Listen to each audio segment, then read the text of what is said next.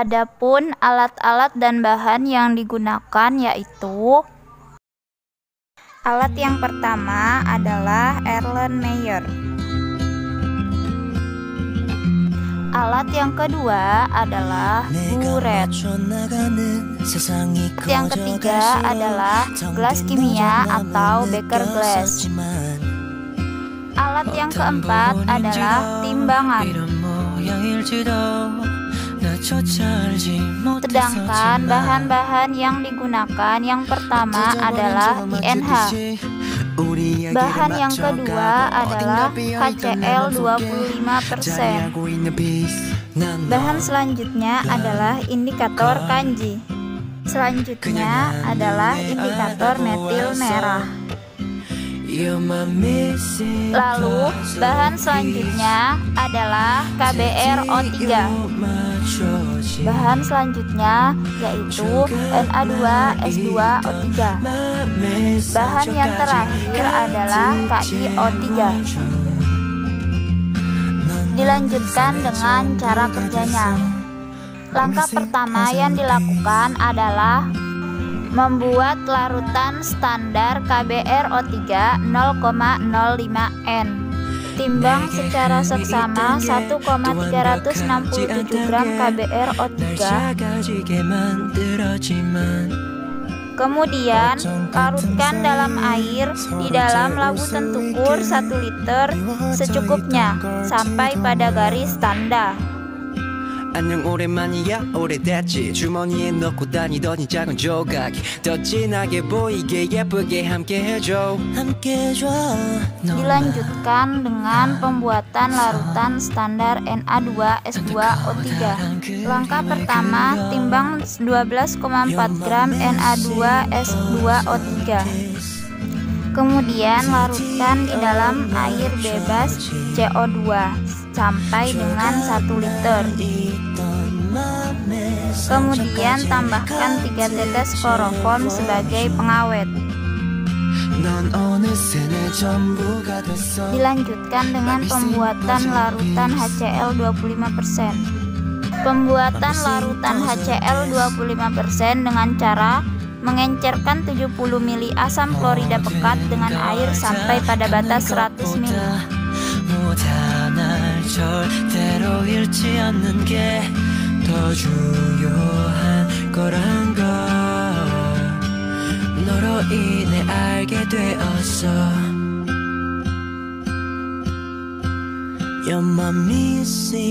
Dilanjutkan dengan pembuatan larutan KiO3. Larutkan 550 mg KiO3 yang telah dikeringkan pada suhu 110 derajat Celcius. Kemudian pembuatan indikator kanji. Suspensikan 500 mg kanji di dalam 10 ml air. Lalu dididihkan beberapa menit sampai larutan transparan.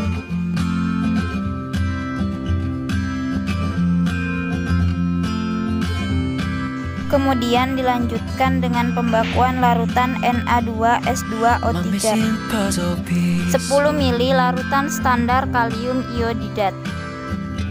Kemudian tambahkan 2 gram Ki, lalu diasamkan dengan 5 ml HCl 25%.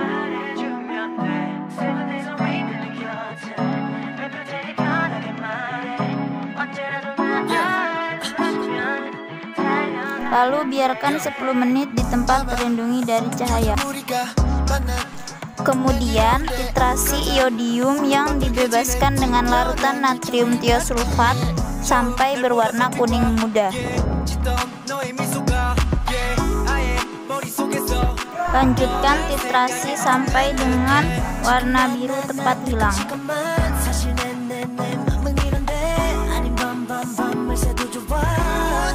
Lalu kemudian titrasi bromometrik. Tambahkan 10 ml Aquades, kemudian tambahkan 25 ml HCl 25% dan 2 tetes indikator metil merah. Kemudian titrasi dengan kecepatan konstan dengan larutan KBRO3 sampai larutan tidak berwarna.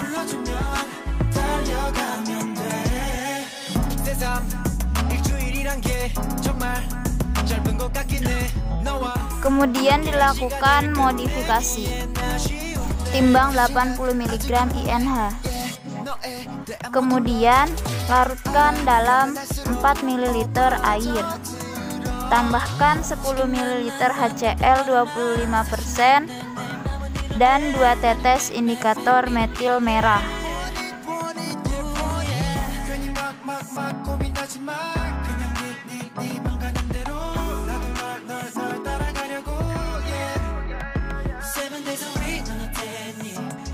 Lalu titrasi dengan kecepatan konstan dengan larutan KBRO3 sampai tidak berwarna.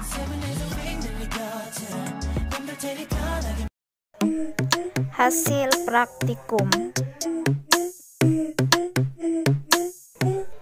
Hasil praktikum titrasi bromometri dengan sampel 200 mg INH didapatkan volume titrasi 25,7 ml.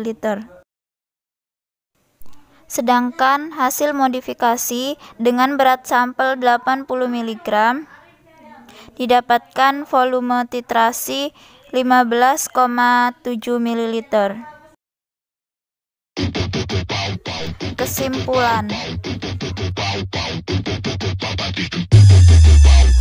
Dari hasil praktikum di atas dapat disimpulkan bahwa penetapan kadar isoniazid menggunakan metode titrasi bromometri secara langsung. Dari hasil praktikum di atas juga dapat disimpulkan bahwa hasil akhir volume titrasi bromometri yaitu 25,7 ml. Sedangkan pada titrasi bromometri modifikasi didapatkan hasil akhir volume titrasi yaitu 15,7 ml. Sekian dari video saya. Apabila dalam pengucapan dan ketika praktikum ada kesalahan, mohon dimaafkan, dan selebihnya terima kasih. Wassalamualaikum warahmatullahi wabarakatuh.